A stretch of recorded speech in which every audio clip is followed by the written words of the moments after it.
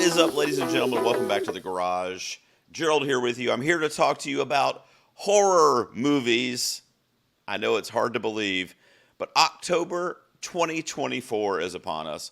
What I'm going to give you today is my personal picks for the most undervalued or underappreciated horror movies that have come out so far this year. It could be either that they're lowly rated or highly disregarded for the most part on Rotten Tomatoes. And in most cases, what I mean is that it's just not being talked about enough in the horror community, of which I have my finger on the pulse. I decided not to do a countdown format for this one, which I often do with top fives, top tens. I'm going to start at the top of the list, the movie that I would recommend you watch first, and then I'm going to go all the way through the list. I'm recommending all of the movies I'm going to mention, but as we get a little further along in the video, it's a little bit more of a mild recommendation. I will also tell you where you can watch these movies.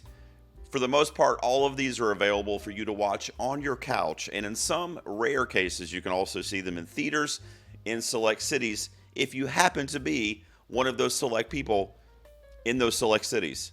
I never am. First up is a film I have talked about on this channel before because I freaking loved it. It is what I am recommending right away for you to go watch if you're a horror fan and you have not seen it this October, and that is a movie called Stop Motion. It's directed by Robert Morgan, who is a stop motion artist himself, something he has done in filmmaking his entire career. What he did here is he blended the stop motion kind of anti-reality that medium possesses inherently and mixed it with a true to form horror film about a girl who worked in stop motion with her mother, who was a very famous stop motion director, and she starts to lose kind of her grasp on what is this world that my mom and myself created versus what is my real world? Where do I fall in this mix of artistry blended with reality? It's not a film that you're going to seek out as a horror fan to get a bunch of kills in the movie, although there are a couple gnarly, unexpected ones in the film. Just the inherent strangeness that comes with stop motion puppeteering if you're looking at it on a closed set, so to speak. What if a stop motion doll that you owned or that you loved came to life and walked into your bedroom in the middle of the night? It's creepy to think about, and this movie nails the premise, it nails the atmosphere. You can watch this one easily on Shudder. It is available for VOD as well. You can rent it on demand if you do not have Shudder. Stop motion. Next up is a film I just saw a few weeks ago called It Oddity. It stars Carolyn Bracken playing two twins. One twin is a woman who is blind, who has the ability as a medium to speak to the dead, to see things for what they really are on the other side. She uses that ability to investigate her twin sister's tragic death in the film, executed in a way that makes you go, man, this is top tier filmmaking, but I'm also scared shitless here. There are moments in this film that are so creepy, and I'm talking about a wooden statuesque doll. Those of you that have seen it will know what I mean. There's one scene where the non-blind twin sister is approached by a man in the middle of the night, and she's in this giant home by herself, no internet connection, no telephone. It's raining, it's dark, it's dreary, it's in the countryside, and there's a banging at her door.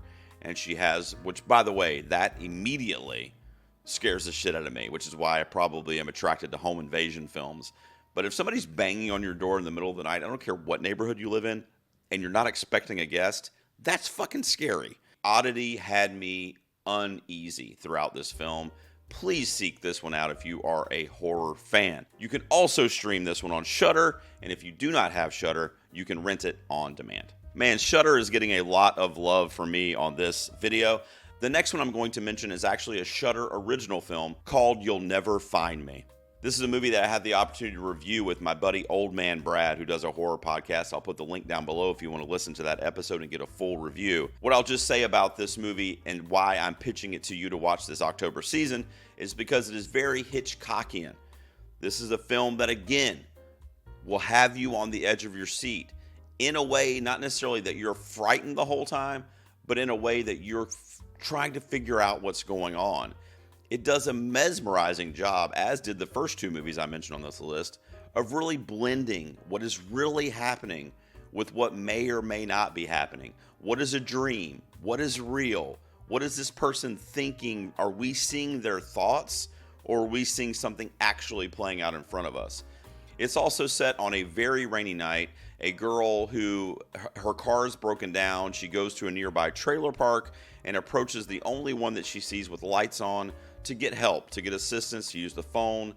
She enters the man's home, and right away we're in a setting, especially if you're a woman, of a very uncomfortable, awkward relationship that starts to build between the older gentleman and this young woman who are now trapped in the rain, in the dark, in the middle of the night in his trailer. And you really wonder, is this dude going to do something to her that is going to make him a heel?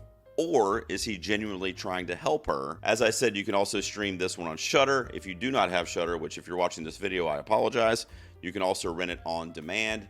You'll never find me. Next up is arguably the most popular film on my list, even though the title of this video is Undervalued. And I think the reason being that this one is making the list, more so than some of the other ones, is because people did talk about this movie, especially when it came out back in February, and it has some pretty strong names attached to it that did have it in the public conversation. But as we're sitting here, it's only a 52% on Rotten Tomatoes. Even my own podcast partner, when we reviewed this movie back in February, shit all over this film. He did not like it. I loved it. It's Lisa Frankenstein. This is a movie that does take that classic Frankenstein story, but what it does is it does a really cool pop punk rock version of that Frankenstein story. It was written by Diablo Cody, who I absolutely adore from big hits such as Juno, but also even more so a movie that I love called Jennifer's Body. It was also the directorial debut for Zelda Williams, who is famous for being Robin Williams' daughter. And she has that kind of macabre approach to the story that's still kind of fun and playful. It definitely plays out as a dark comedy.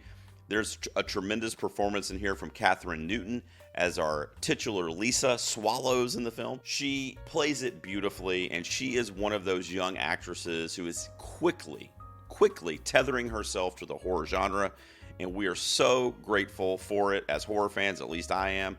Movies not only like Lisa Frankenstein, but recently she was in Abigail. She was in Freaky a few years ago, which was one of my favorite horror movies of that year. You can stream Lisa Frankenstein on Prime Video if you have that service, and you can also rent it on demand. I think it's only like $4.99 right now. If you haven't seen it, give it a shot. As we get a little further into this list, I have a few more I'm going to mention. This is when, after Lisa Frankenstein, this is when it kind of shifts to more of a mild recommend. It's where I do recommend it, but I'm not singing its praises like, oh my God, you're going to love it. You probably will find different things to appreciate about it. And at the end of the day, it's just a shame that these next few movies people just don't know about for whatever reason. Like even myself, I came upon these next few movies because I was researching this video and I was trying to find out some kind of underground horror movies that have come out this year. The first one I'm going to mention is called Handling the Undead. You're not going to go to this movie for kills and blood and gore. You're not going to really get any of that in this film.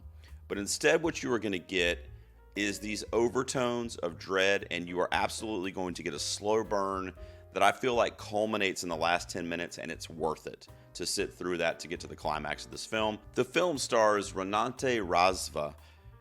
You may know her as she had Oscar buzz surrounding her performance in The Worst Person in the World last year. Her performance as a mother who has lost her young son, he's about 10 years old, and dealing with that grief. There's a huge plot dealing with grief in this film from different characters and different angles, different generations, but she's kind of the center point of it. There's three main stories going on. Hers is the one I was most attached to. The film is very Pet Sematary-like, and the premise, which is not giving anything away because this is the tagline of the movie, these folks die in this hour of this climate-changing event that happens in the town. And anybody that died at the same time that that tragedy occurred, all the power went out to the town, they come back. Nobody knows why they came back. And that plays in your head too throughout the movie. You're like, why are they undead? Why are they zombies? What happened? What was the event? It sparks that emotion in me as a viewer, much like I said with stop motion, when these things are really surrealistic. But at the same time, if you can go, what would it be like if I lost somebody, a family member, one day they're back as a zombie or as an undead, and I don't know why. Do I try to connect with them? Do I still love them the way I did? Is another film that you can get on demand. You can rent it video on demand, and you can also stream it right now on Hulu.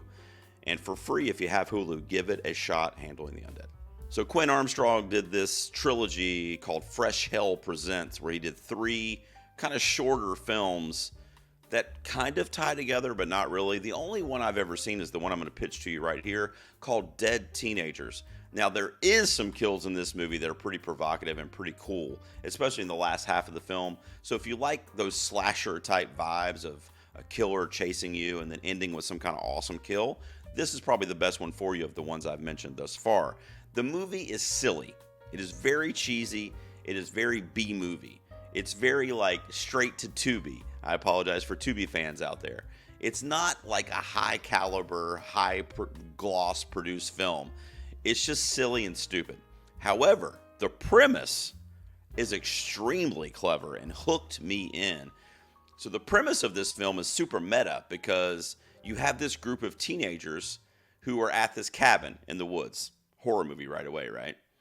And there's a killer stalking them. The killer finds them at the cabin, and as he's about to pounce on these teenagers and start slashing away, he dies. Then the turn in the movie, and really the premise of the film going forward, is these teenagers cannot leave.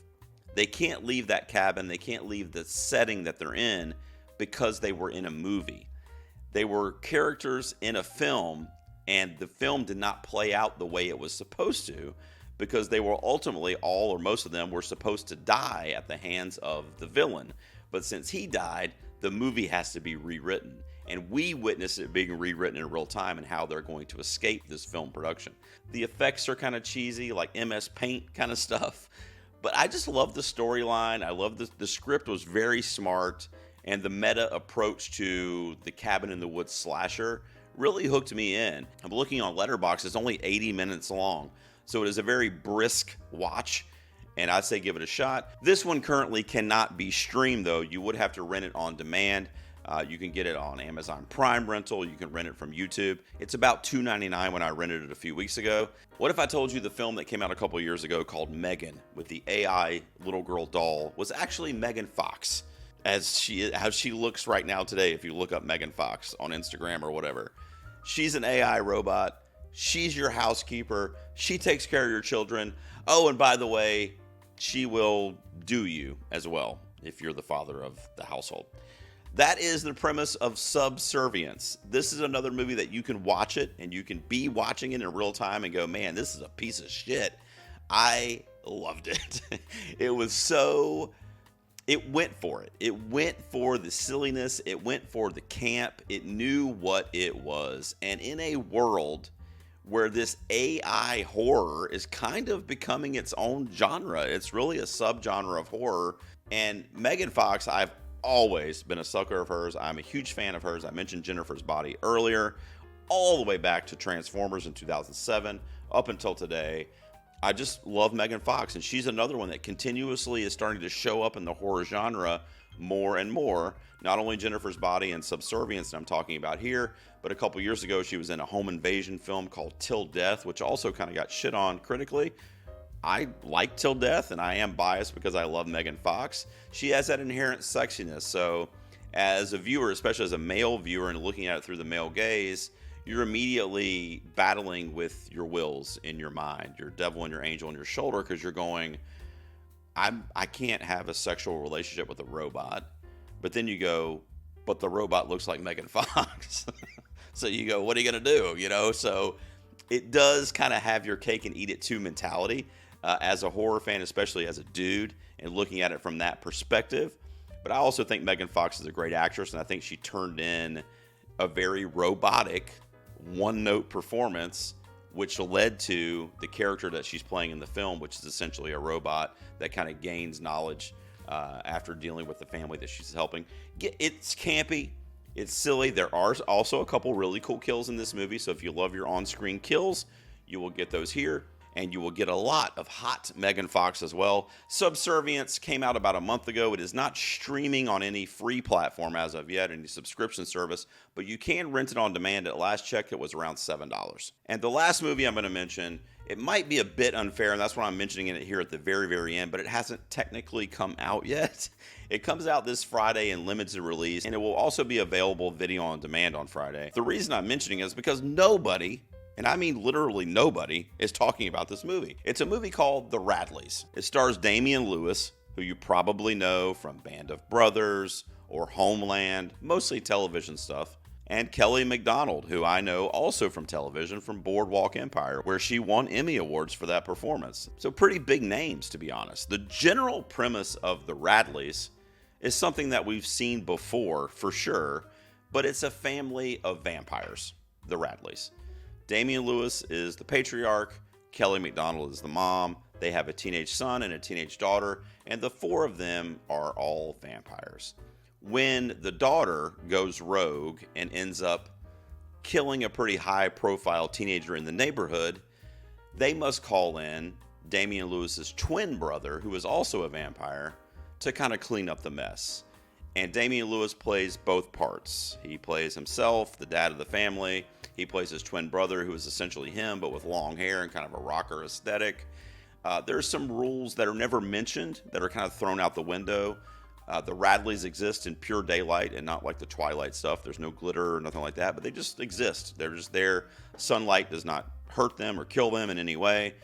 They don't mention it. It just is what it is, and I kind of like that. You don't need to spend a ton of time explaining to me why I'm to disbelieve something. If I'm going to be on board with the movie, I'm going to be on board with it. And I was, frankly, for the performances.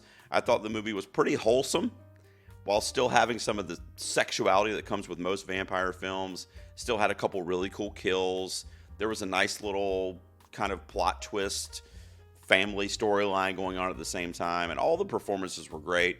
The Radleys will be out in select cities on Friday, October 4th, and my understanding is it will concurrently release on demand as well, and you will be able to rent it. So shortly after you're watching this video, add The Radleys to your watch list. If you like a good vampire flick, give it a shot. Happy spooky season to all of you. Those were my personal most undervalued horror movies that are coming out or have come out so far in 2024 that I think you should check out this October leading up to Halloween. What did I miss? What's your favorite horror movie this year that you've seen that nobody's talking about or not enough people are talking about for whatever reason? Please let me know down below. And thanks for tuning in. I'll see you guys next time in the garage.